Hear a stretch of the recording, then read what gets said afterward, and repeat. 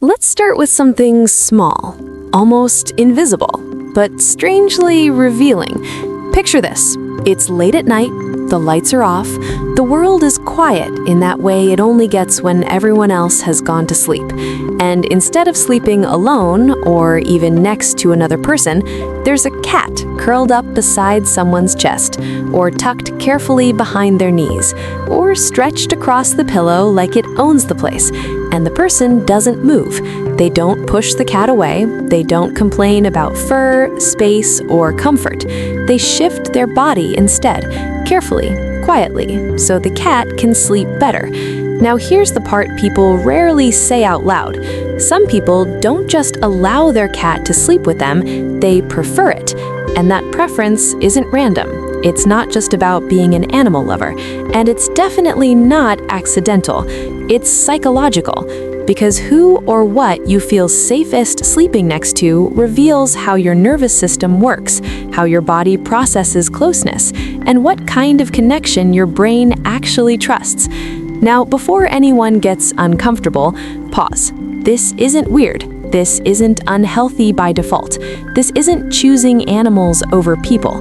This is about safety, because sleep is the most vulnerable state a human enters every single day, and your brain does not let you sleep deeply next to something it doesn't feel safe with. So if someone sleeps best with their cat nearby, that tells us something important. Not about the cat, but about the person's nervous system. Let's define this clearly. When someone prefers sleeping with their cat, it often means their nervous system associates that presence with safety, regulation, and emotional calm. And that association usually has very little to do with the cat being cute and everything to do with how the person learned what safety feels like. So let's talk about it. Here's the first thing most people don't realize. Your brain does not care about logic when it comes to sleep. It cares about threat detection. When you lie down at night, your nervous system asks one question: am I safe enough to let go? That's it. If the answer is no, your sleep stays light, your body remains tense, your mind never fully shuts off. If the answer is yes, your breathing slows, your muscles soften, your thoughts quiet down. And for many people, a cat provides that yes signal. Why? Because cats offer a very specific kind of presence. They're warm, their movements are gentle, their breathing is slow and rhythmic. They don't talk, they don't demand attention, they don't emotionally escalate. There's no performance required, just shared space. And for a nervous system that's overstimulated, anxious, or hyper-alert during the day, that kind of quiet presence is deeply regulating. This is why so many people say things like, "I sleep better when my cat is with me. I feel calmer. I don't wake up as much. My mind finally shuts off." That's not imagination. That's biology. Research on human-animal interaction consistently shows that close contact with a trusted pet can lower cortisol, the stress hormone, and increase oxytocin, which is directly associated with feelings of safety, bonding, and relaxation. Oxytocin doesn't just make you feel connected, it tells your nervous system, you can rest now. So sleeping with a cat isn't just emotional, it's neurological. Now let's go a layer deeper. Why do some people feel more relaxed sleeping next to an animal than sleeping next to another human? Because this is where things get interesting. Sleeping next to another person introduces unpredictability, movement, noise, body heat changes, emotional tension, unspoken expectations. Even when you love someone deeply, your body might not fully relax next to them. Not because they're unsafe, but because your nervous system learned early on that closeness required alertness. Some people grew up in homes where nighttime wasn't calm. Arguments after dark, unstable caregivers, emotional volatility, being startled awake, feeling watched, judged, or interrupted. So the brain learned something subtle but powerful. Closeness means I need to stay aware. That lesson doesn't disappear just because you grow up. It shows up quietly, in how deeply you sleep, in how easily you relax, in who your body trusts enough to shut down around.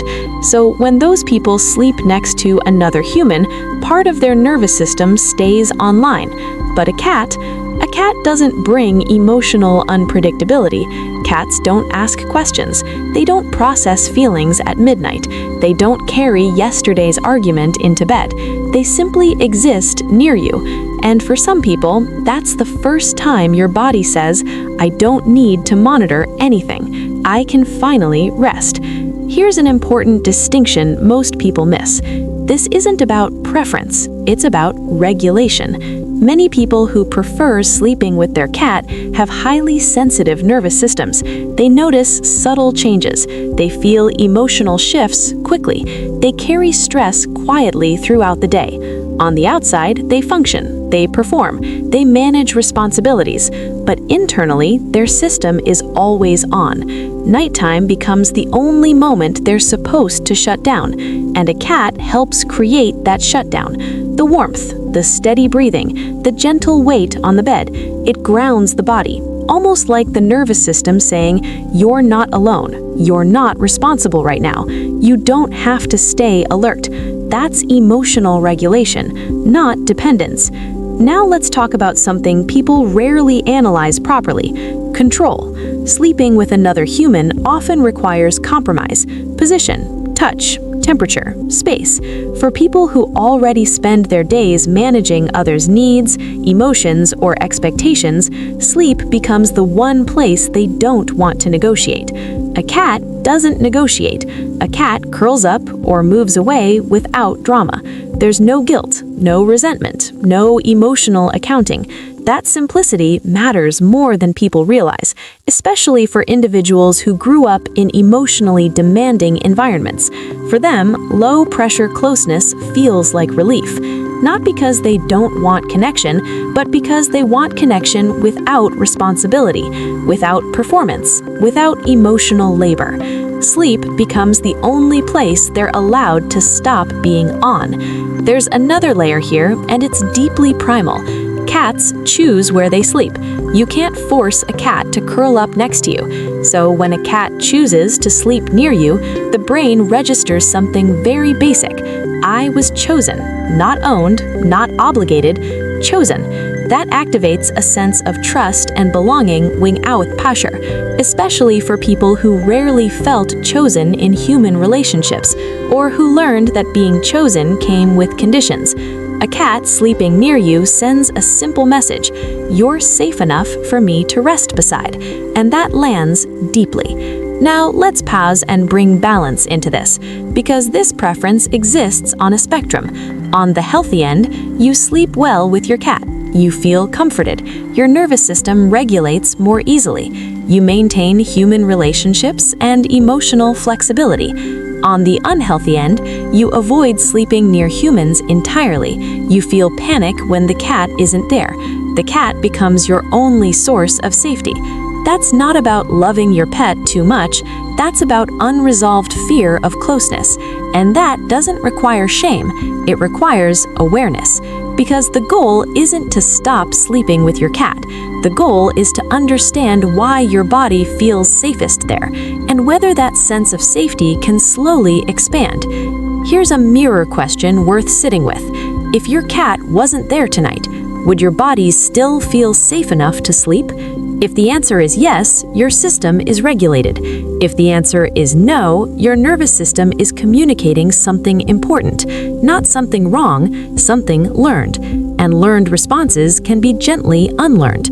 There's one final layer people almost never talk about: boundaries. Cats naturally respect sleep boundaries. They don't demand emotional processing at 2 a.m. They don't ask you to explain yourself. They don't need reassurance while you're exhausted.